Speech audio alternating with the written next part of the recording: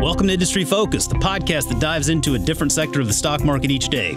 It's Monday, February 25th, and we're talking financials.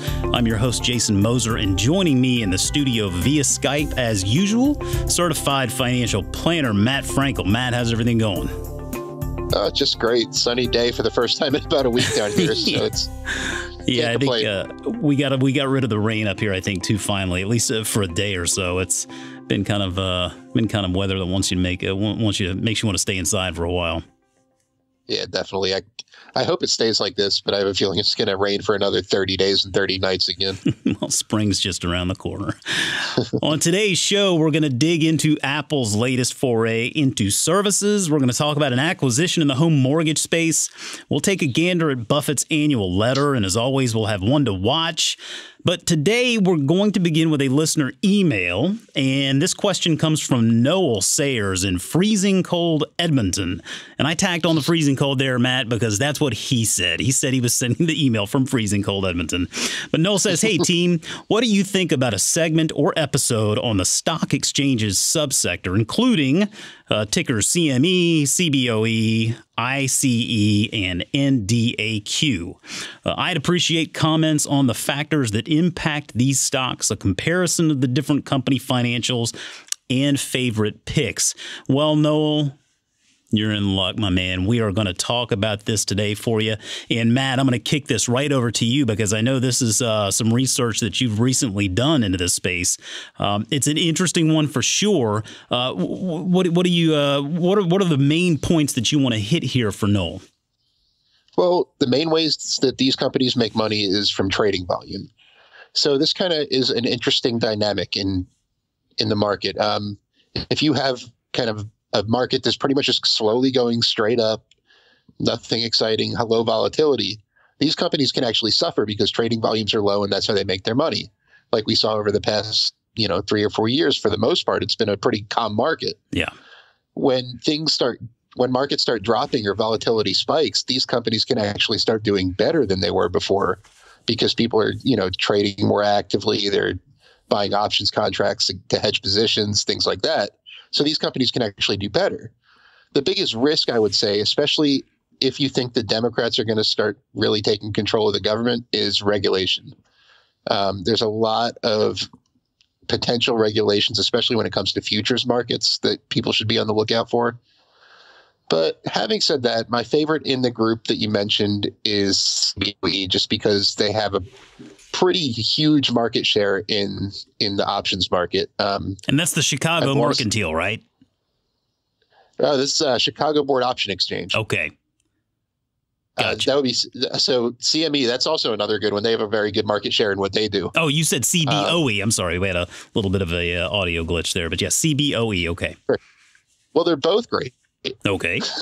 But CBOE has about a 70% market share in options.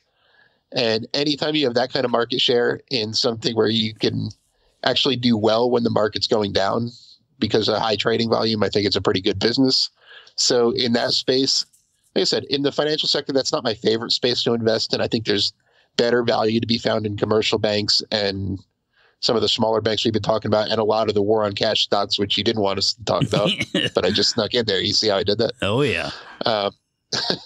But having said that, CBOE is, in my opinion, a great business and one that I would not mind owning in my own portfolio under the right circumstances. So let me ask you a question here, because you mentioned something at the beginning of this, talking about volume, and I mean that makes a lot of sense. I mean these guys want to see more activity. I mean that gives them a chance to make more money, and I get that. I mean obviously we invest with a bit more of a hope in not really trading too terribly much. So I don't know that we would be on paper at least the best customers for these exchanges.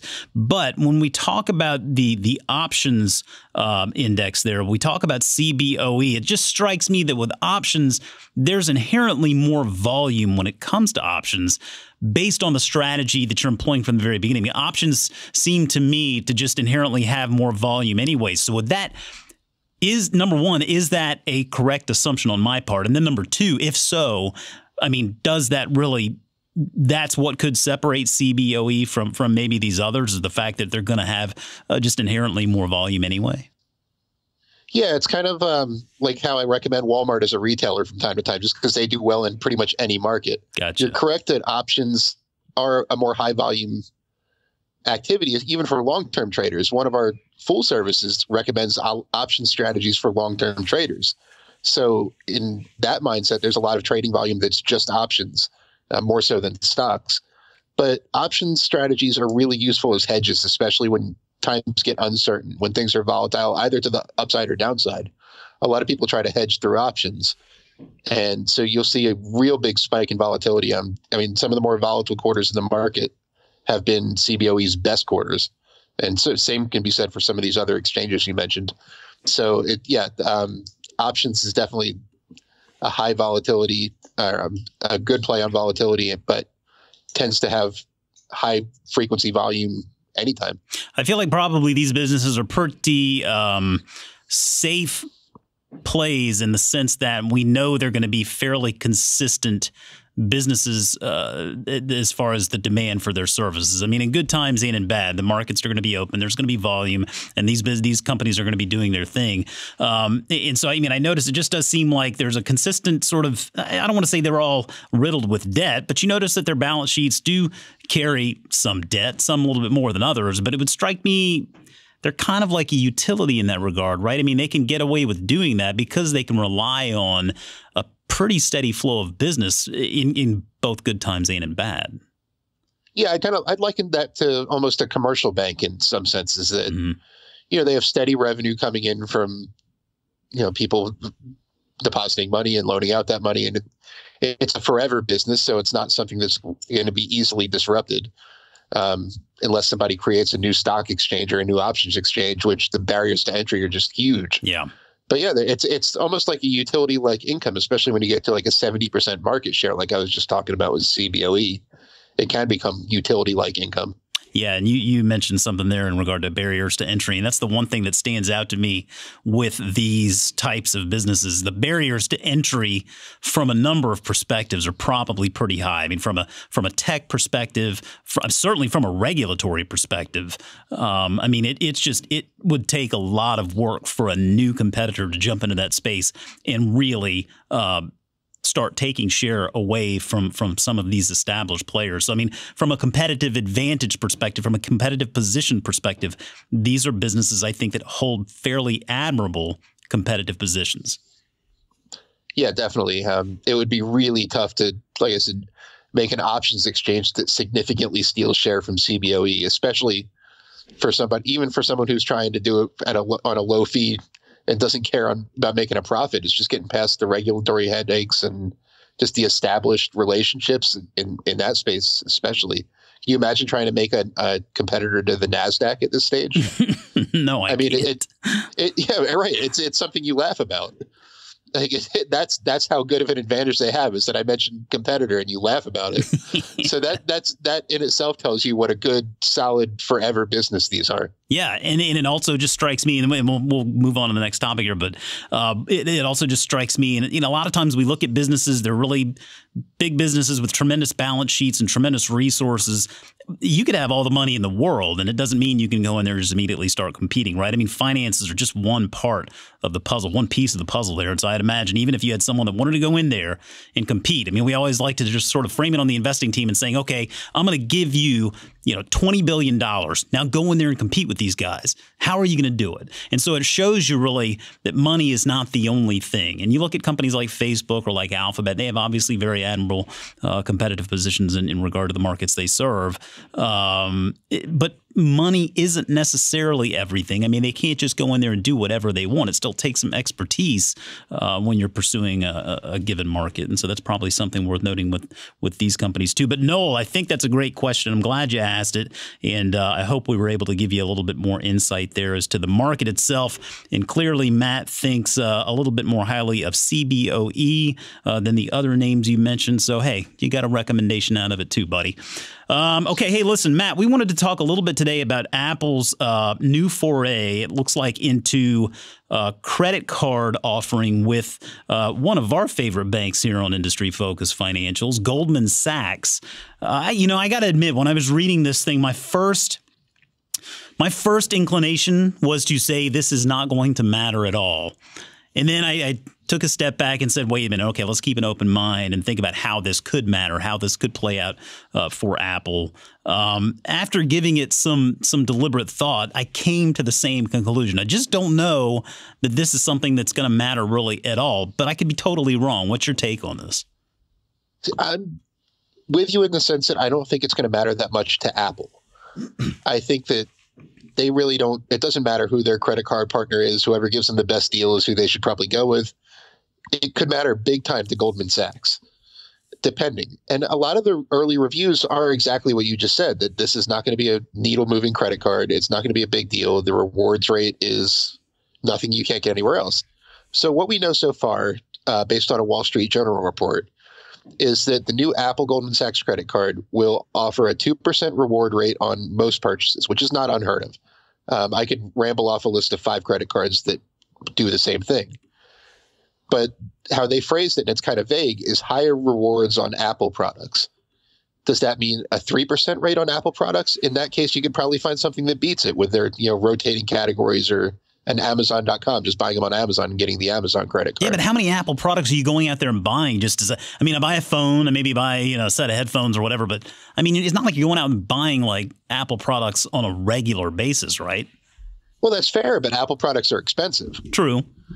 So, and if you have something like a 5% reward rate and combine it with something like, 0 interest financing on any Apple purchase forever, then now you got my attention. Yeah. So the way most credit cards work is you have a 0% introductory period, say like 0% interest for the first 12 months you'll have the card. If you were to offer something like 0% interest for 12 months, anytime you have buy something from Apple, regardless of how long you've had the card, that could be an interesting proposition, something like that. So the big question mark is, what do they mean by better rewards on Apple products? Yeah. And like I said, no matter what the answer to that is, it's probably not going to matter to Apple that much. This could be huge for Goldman Sachs because they're just trying to build up their consumer banking business. And I really can't think of a better way to break into the credit card space than to partner with Apple. Yeah. And I mean, I tell you, the other thing I noticed here that I was, at least happy to see is that they're going to be utilizing MasterCard's rails to make this all work. So, I mean, when we talk about payments, you'd be very hard pressed to not see MasterCard or Visa playing a role in that transaction in some way, shape, or form. And it sounds like MasterCard is getting the nod here over Visa. And again, I mean, probably not the biggest impact to MasterCard's business, but I think it would be certainly some additional incremental revenue that wouldn't hurt the cause. It's going to come down to whether this card offers value over what else is on the market, which right now competition in the credit card industry has really never been higher. Yeah. So there are some pretty good credit card offers out there right now. So that's kind of what all the reviews are getting at, where this will need to be a real, unique product to move the needle for either company. It sounds like they're trying to make that unique or they're trying to present that unique offering by incorporating it to your phone. They integrate the card into your phone, and it's supposed to let consumers set spending goals, track your rewards, manage your balances. So in theory, it should help folks manage their money a little bit better, perhaps a little bit easier to do if you're just, using your iPhone to do all of this stuff. And maybe there's something there. I mean, I don't know. I mean, I feel like online banking certainly gives you all of these tools already. It's pretty easy to manage your money with whatever online banking tools you had, card or bank. So, again, I don't know. I mean, I certainly don't see this offering as something geared towards someone like me, given that I've already, got credit cards that I've established and I'm happy with. But I could certainly see a younger generation of users that are coming up that are looking to get their first credit card or perhaps add another credit card to their arsenal. Maybe this does provide some value add in those additional services and being able to manage your money a little bit better. Yeah, like for somebody like me or you, it would have to be, like I said, something kind of extra special to get me to sign up for yet another credit card when I have some that I'm very happy with. So we'll have to see. There's still a few big question marks, but I think it has the potential to be a bigger deal for Goldman than it does for Apple. Okay. Hey, so we were off last week due to the market being closed, but there was some news that cycled through, and it is directly relevant to a company that we've talked about here a few times on Industry Focus. Listeners probably recognize the name Ellie Mae. We wanted to give this a quick look just to make sure everybody caught this. But Ellie Mae, the mortgage software provider, has entered into an agreement to be acquired by Thoma Bravo, which is a private equity entity that is going to buy Ellie Mae for $99 a share. That's an all-cash offer. And, I've had Ellie Mae as one to watch for a number of weeks. It's a stock I've owned, still own. This is a little bittersweet, Matt. I'm not going to lie. I mean, it's always nice to realize gains on our investments. On the same token, I kind of wished we could watch Ellie Mae run a little bit further, but it looks like Ellie may be leaving the public markets and becoming a privately held company here soon. What did you think when you saw that news? I was happy for you. Well, thanks. Thanks a lot. It's very thoughtless of you. It's always credit where credit's due. You've been suggesting that. You got it on my radar. Yeah. I wish I had listened to you and bought some shares. I said thoughtless. I really meant thoughtful. I was just giving you a hard time. But one thing I would like people to know about this is the deal could get even better. Normally when an acquisition offer like this takes place, I suggest that people sell the stock. You're not going to do much. The offer that it was made is for $99 a share. So the stock is trading right around $90 a share as I write this. I'm looking over there. It is 98 and some change right now. So it may seem like a good idea to just go ahead and get rid of the stock and move on to something else. But like you said, you're holding on your shares, and I bet I can guess why. There is what's called a 35-day go shop provision in the deal, which allows Ellie Mae to try to find an even better offer. So it looks like the market's somewhat pricing this in. So if you hold on to your shares right now, worst case scenario, you're going to get $99 a share, which is exactly what they're worth. So there's pretty much, unless you think that there's going to be regulatory obstacles to this deal going through, which I don't foresee at all, then you're going to get your $99 back. And there's always the possibility that somebody could swoop in and try to acquire them for a higher price. So very little downside here with a lot of upside is kind of my take. Yeah. I mean, speaking as a shareholder, I agree with you. I'm going to hang on to the shares that I have because it does feel like, $99 is going to be basically the worst case scenario. I don't anticipate any type of regulatory issues with this acquisition. Ellie Mae is still a fairly small company in the grand scheme of things. I'd love to see a competing bid come in there. I'm not really sure I'm counting on it.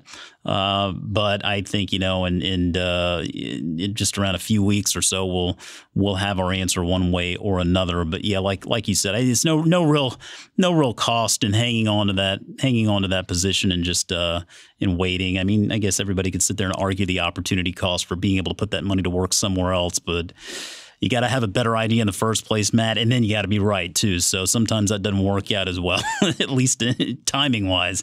I'd say at least hang on for the 35 days. Yeah, I think you're right, and that's what I'm going to do, and I think that's what most investors would probably be best served doing as well.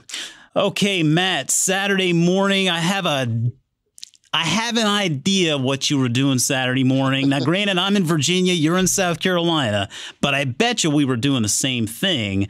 Were you reading Buffett's letter Saturday morning? I was, and I was writing about it. I'll tell you, my wife loves these 2 weekends a year when something significant happens with Berkshire, because that always happens on a Saturday. So I have to leave the kids with my wife and, read what old Uncle Warren has to say. Well, your kids eventually will be old enough where you can just let them sleep in and you can just wake up early and get that. Because that's basically what I did. The kids were still sleeping in my house.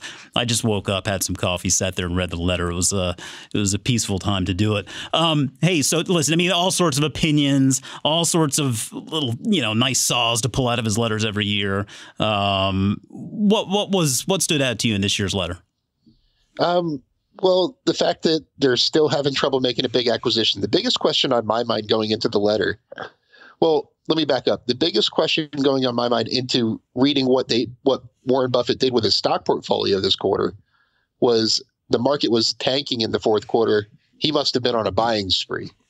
Well, it turns out he wasn't. Yeah, what's the deal with that? Right. So that was my big question. I was hoping he would have spent like $50 billion in the stock market during the fourth quarter. But that didn't happen. He was actually barely a net buyer of stocks. Killing me. And he keeps mentioning how valuations are just insane when it comes to acquisitions. He mentioned this in his letter. On CNBC this morning, he said Berkshire was very close to making a really large acquisition in the fourth quarter. I'm curious as to what it is. He won't tell. I was going to say, what was that, man? What was it? I'm wondering what it could possibly be. He said it was a big acquisition, even by Berkshire standards. Yeah. So, and in his letter, so now he said that stocks were still the best way to put money to work.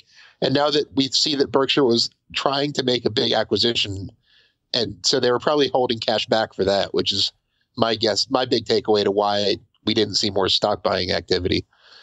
And he also said going forward in 2019 to expect the same. He said valuations remain. I mean, not his word, but what he's trying to say is valuations are kind of ridiculous right now when it comes to what companies want to be bought out.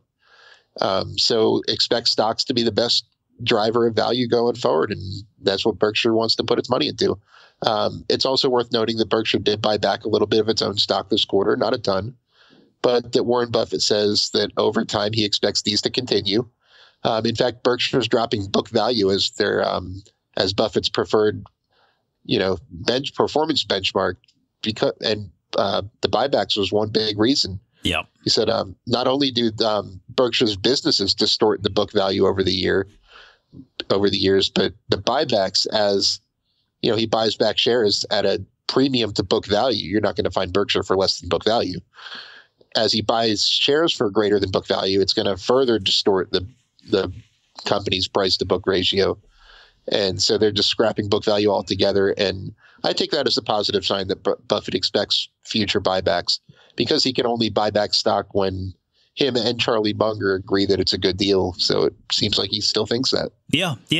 I think everything you said, I agree with totally. I thought it was interesting to hear him harp a little bit on that $20 billion cash position. He wasn't going to breach that. He always wanted to make sure that they were never caught needing cash for any reason. We always get that question from listeners, how much cash should I keep in my portfolio at any given time?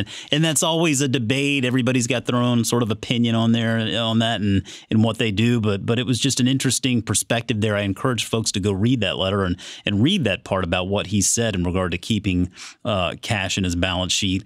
And the other thing that he was talking about that made me, it got me a little bit. I was a little bit giddy when I was reading this, Matt. I'm not going to lie. I mean, now I'm not a Berkshire shareholder anymore. I sold those shares a little while back because I felt like, to me, there was more opportunity in Markel, given the size of Markel versus the size of Berkshire. It was less about Berkshire and more about just the opportunity with Markel. But when he was reading, when he was talking about, he was gushing about their wholly owned businesses being that most valuable grove in the Berkshire model there.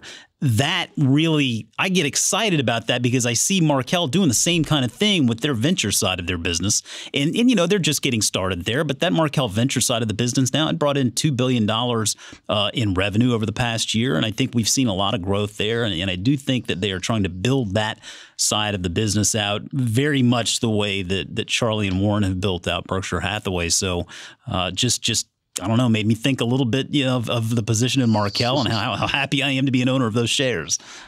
Yeah, I don't disagree with you. I own both. I think Berkshire still has it still has market beating potential, but it's not nothing that's going to really excite you, or it's not going to it's not going to return 20% a year for the next 2 decades. But Markel's certainly good. Yeah, well, and not that it will, but it could. It could, yeah. Yep. It's not possible with Berkshire. So. Yeah. Well, certainly we recommend anyone listening go to the Berkshire Hathaway website there and click on that annual letters tab and read the most recent letter. They're just always there's something always in there that makes you see a new angle. That's why we read them, and they're always really enjoyable. Before we tap into Twitter here, Matt, I do want to read off one housekeeping note for our listeners. This week we are going to be in Austin, Texas. And when I say we, Matt, unfortunately, I don't think you're going to be in Austin, Texas, so we're going to miss you there, buddy.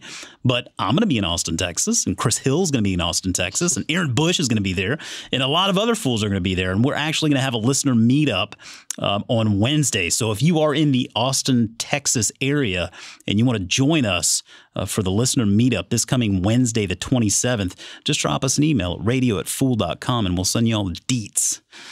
I could actually mention that I'll be in Vegas next week. Hey now. Along with fellow industry-focused regular Dan Klein. And if anyone wants to meet up with us, it's nothing official, but very good. I didn't even realize that. That's right. You sent me a note there a little while back. We were going to get some more content for the shows here coming up. That's right. I forgot about that. All right. Well, good deal. We got Austin, Texas, and we got Vegas. Vegas, baby. So I'm not as cool as the bunch that Jason just mentioned, but if anyone wants to, meet up with me and Dan, I would beg to differ. Dan's more fun than I am. You guys are all good. Before we get into our ones to watch for the coming week, just wanted to read off a couple of tweets that, hey, listen, whenever we read tweets that sing our praise here, they make us smile. So we want to read them off here again. And tweet here from @J Longstaff 11231, or I'm sorry, 1123.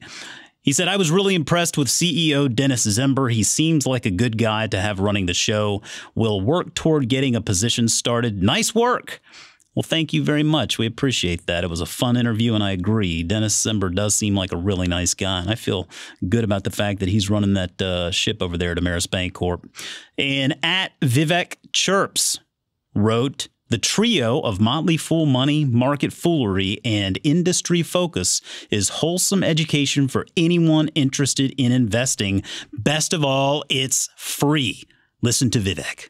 Listen to him. That's exactly right. We are wholesome. We are free. We will make you smarter and richer and happier. Okay, Matt, it's that time of week. We got one to watch. Looking at the stocks on our radar here this coming week, what is your one to watch? I have to go with Square. Aha. I'm sure a lot of people won't be surprised. They report earnings on Wednesday.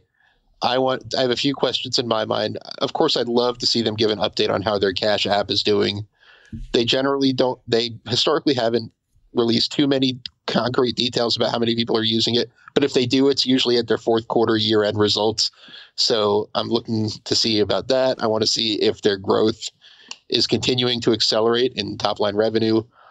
I want to see that the business lending platform's doing well, especially their installment. The Square installments that is recently rolled out. We barely got any data on that in the third quarter because I think it had just started. So I'm curious to see how that did, and want to see that their payment volume is picking up, and that their business is just doing well all around. Their growth has been extremely exciting for the past few quarters, and I hope to see that continue. And I don't have any reason to think it won't. Yep, me too. I hope to see good things from them. I'm going to be keeping an eye on Mercado Libre, ticker MELI. Their earnings come out tomorrow, Tuesday the 26th. We know this is the e-commerce giant of Latin America, but they also have integrated their payment solution, Mercado Pago. And I'll tell you what, it's an interesting point. Management noted last quarter that in September, for the first time ever, Mercado Pago not only processed more total payment transactions off platform than on Melli's, than on Mercado Libre's platform marketplaces, but also that total payment transactions surpassed the 100 million mark in a single quarter. So, we had talked about this, I think, a couple of shows back, different companies that could be, war on cash considerations. And I remember saying Mercado Libre is certainly one of it. It's because of that right there, the Mercado Pago that they've integrated into their ecosystem, so to speak. So Mercado Libre will be on my radar. I'll be paying attention to their earnings out tomorrow. Matt, hey, listen, always a pleasure to talk with you. Glad you could join us this week. You have a good rest of the week, all right? Yeah, I'll see you guys next Monday from Vegas. For sure. And as always, people on the program may have interest in the stocks they talk about, and the Motley Fool may have formal recommendations for or against. So don't buy or sell stocks based solely on what you hear. Today's show is produced by Austin Morgan. Austin, good to see you back behind the glass there, buddy. Hope you're feeling well. For Matt Frankel, I'm Jason Moser. Thanks for listening. We'll see you next week.